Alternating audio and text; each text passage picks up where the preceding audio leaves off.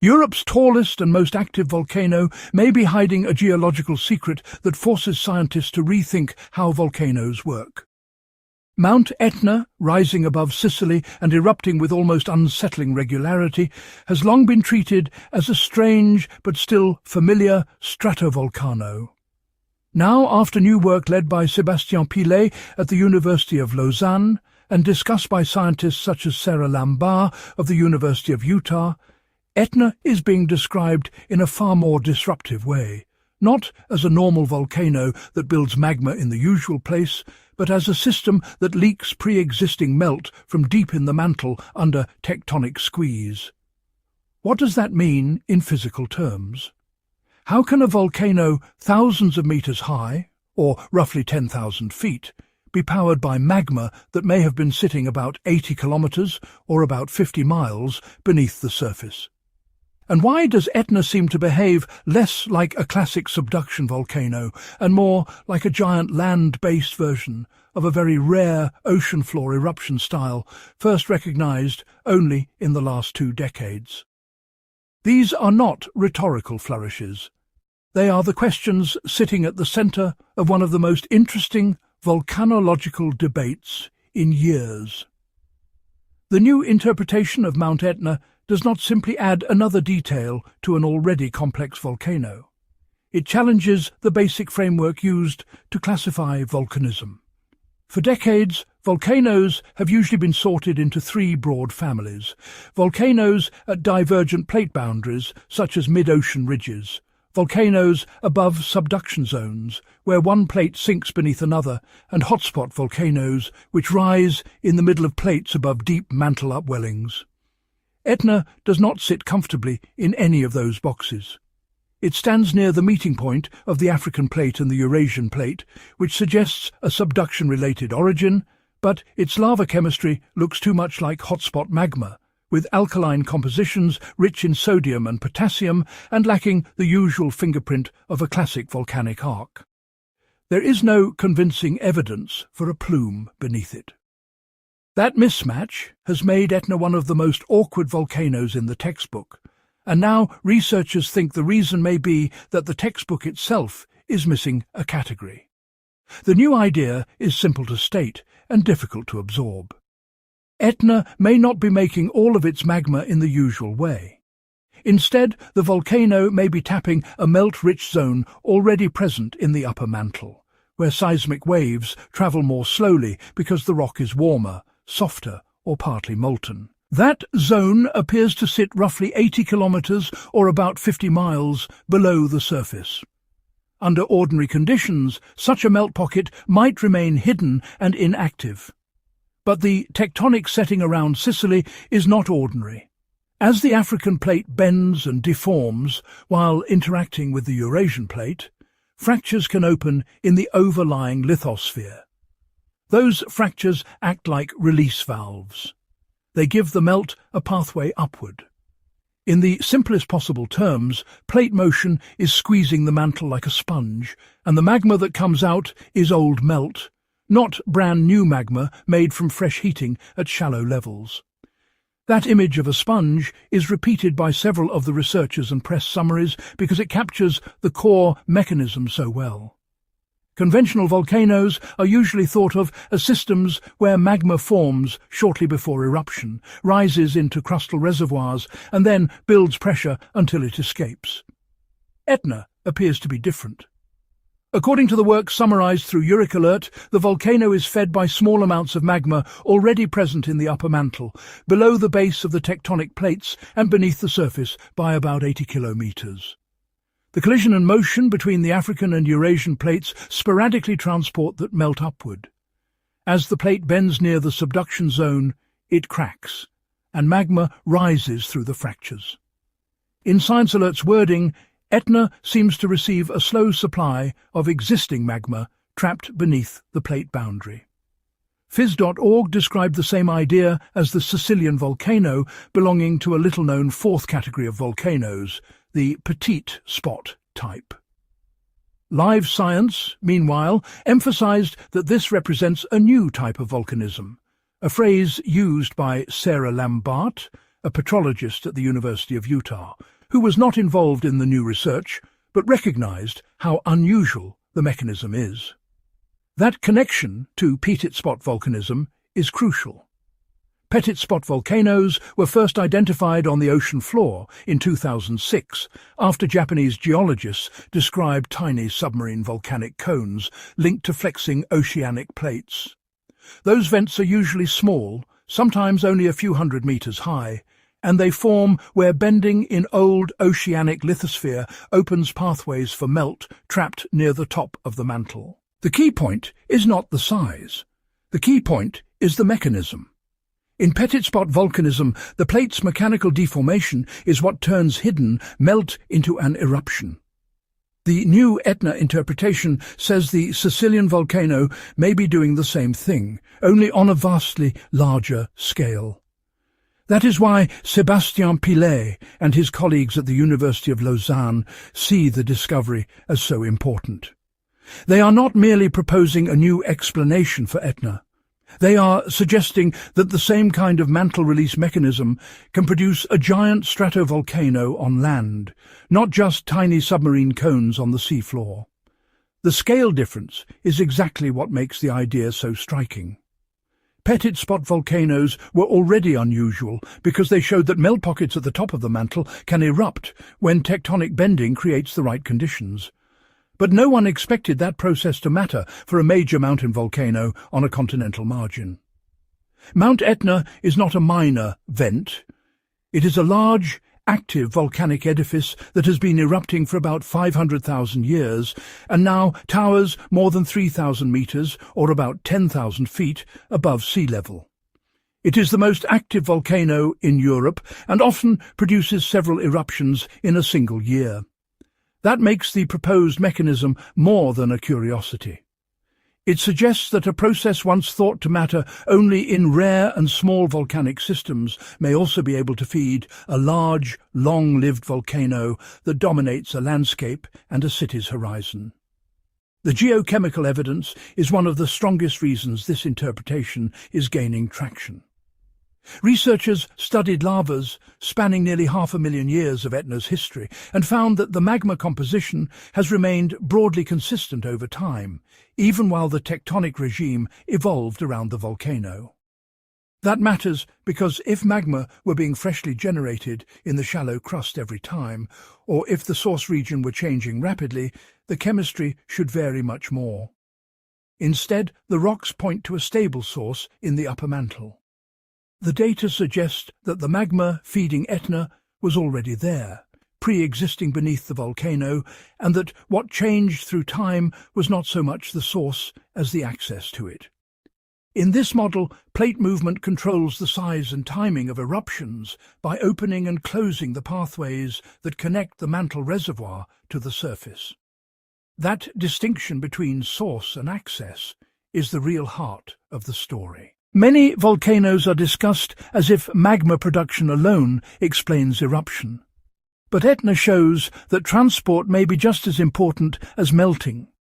A melt pocket can sit quietly beneath the lithosphere for a long time, doing very little until tectonic stress creates fractures that let it rise.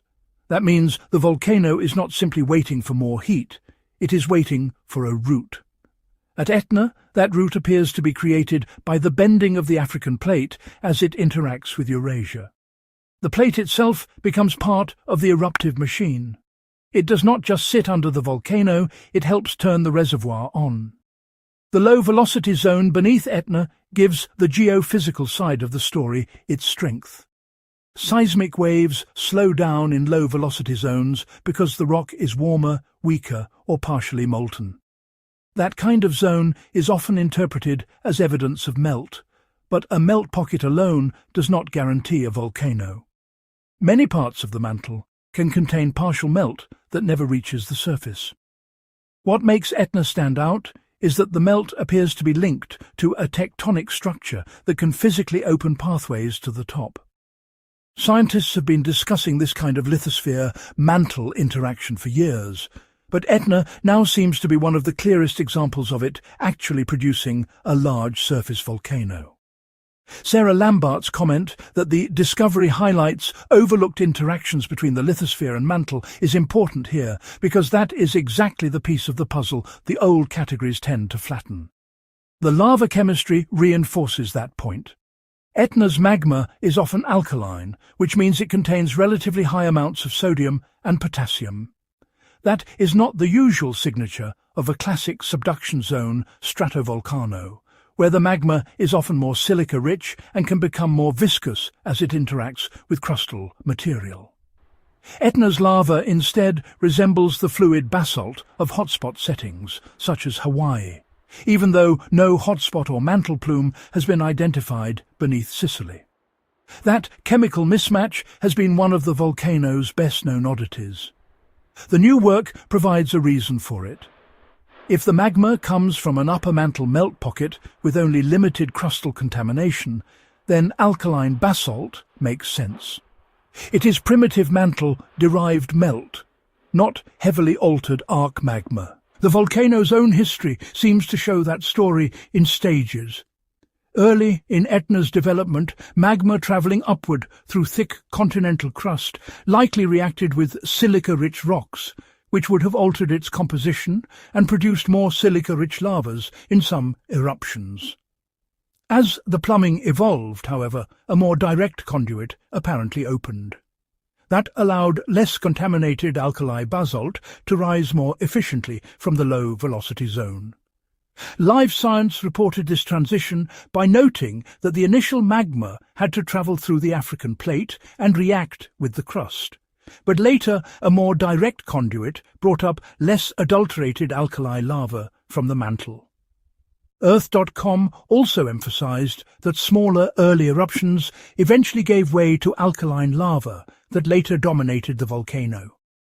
This kind of transition is consistent with a volcanic system whose plumbing changes over time as fractures reorganize and the deepest path becomes easier to use. That evolving plumbing helps explain Etna's mix of eruption styles. The volcano is famous for producing both gentle lava effusions and explosive bursts. Nature World News summarized this well by describing effusive Hawaiian-style flows, strombolian explosions, and unpredictable flank activity. Those patterns fit a magma source that is hot, fluid, and able to travel through changing fracture networks. Etna's magma temperatures are commonly cited at about 1,000 to 1,100 degrees Celsius, or about 1,832 to 2,102 degrees Fahrenheit. That is hot enough to keep basaltic lava mobile for a long time, especially compared with stickier andesite from many subduction arcs. Because the magma is less viscous, it can travel farther, open side vents more easily, and form broad flows as well as fountaining bursts. The physical properties of the magma therefore match the idea of a mantle source that is relatively direct and only weakly modified by the crust. The phrase "new type of volcanism" is not just a catchy line. It is the language scientists use when the old categories stop explaining the evidence. In this case, the phrase comes from a broader recognition that Etna may belong to a hidden fourth category of volcanic behaviour, one linked to petit spot volcanism. Phys.org explained that these tiny submarine volcanoes provided evidence for pockets of magma at the top of Earth's mantle, an idea that had been proposed much earlier in the 1960s, but not often connected to a large continental volcano. The new Mount Etna study, as presented by the University of Lausanne team, argues that the volcano may be the giant terrestrial analogue of that same process. That is a major conceptual leap. It means the mantle can store eruptible melt in a way that does not depend on a classic plume or on near-surface magma generation. Instead, the plate boundary can act as the trigger that turns deep-stored melt into a volcanic system. Sébastien Pilet is central to that argument. As the lead author and a professor at the Faculty of Geosciences and Environment at the University of Lausanne, he explained that Etna may have formed through a mechanism similar to the one that generates petit spot submarine volcanoes. The important part of his statement is not only the comparison, but the surprise. He stressed that such processes had previously only been observed in very small volcanic structures, typically rising no more than a few hundred meters. Mount Etna is the opposite of that scale. It is a major stratovolcano with a long eruptive history and an imposing summit far above sea level. That contrast makes Etna an especially powerful case study because it shows that the same basic physical process can operate in a far larger and more complex geological setting than anyone had assumed. The study's timing and method also matter.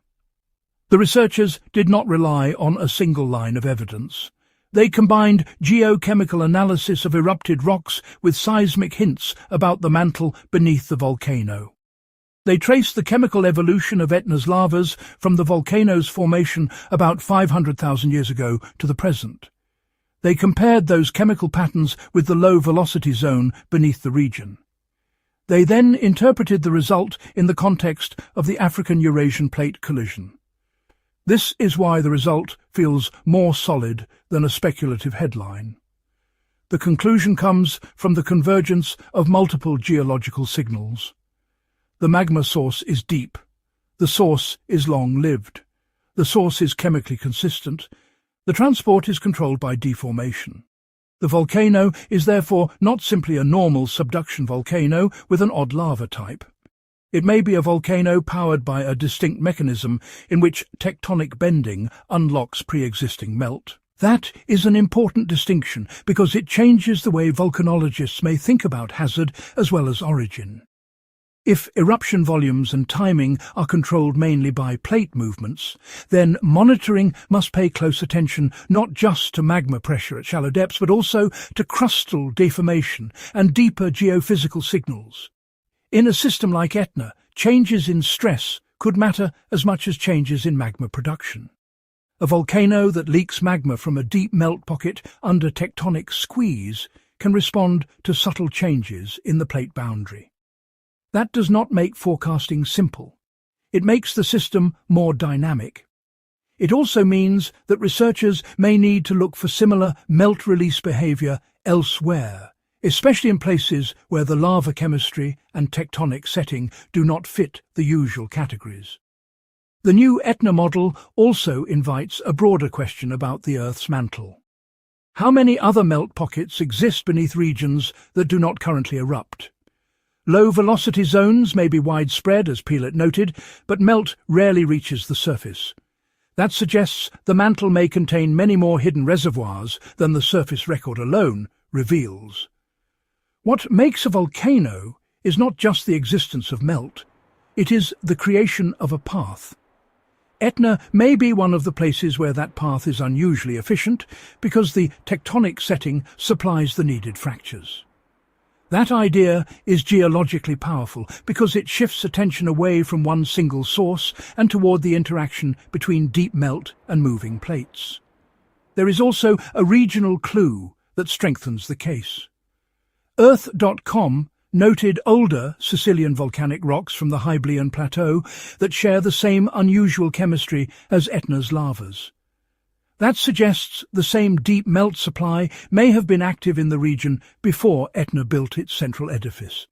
In other words, Etna may be the visible peak of a longer-lived regional process, rather than an isolated anomaly. If that is true, then the volcanic story of Sicily is not just about one mountain. It is about a broader zone where deep mantle melt has been leaking upward for a long time, shaped by the changing geometry of the African and Eurasian plates.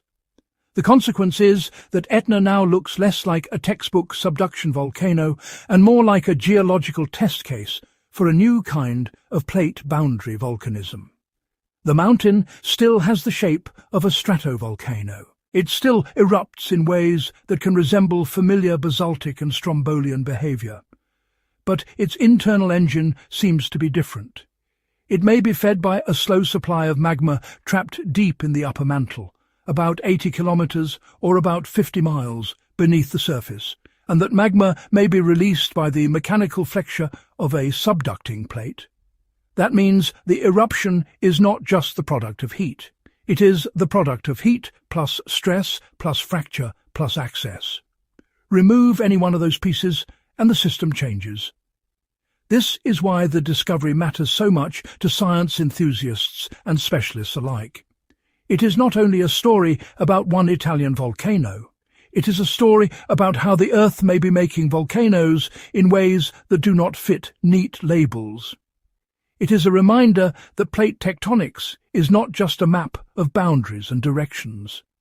It is a mechanical system, and mechanical systems can squeeze, crack and release material in ways that are easy to overlook if the focus stays only on magma chemistry.